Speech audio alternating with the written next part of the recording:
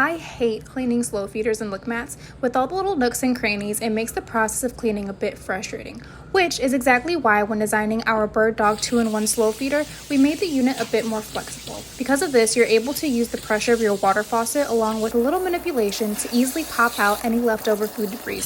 No scrubbing required. To clean your slow feeder, simply rinse until any large debris are dislodged. Then go in with a sponge or scrubber with some mild soap to actually disinfect. Once you're done scrubbing, give it one good final rinse and then your Bird Dog slow feeder is as good as new.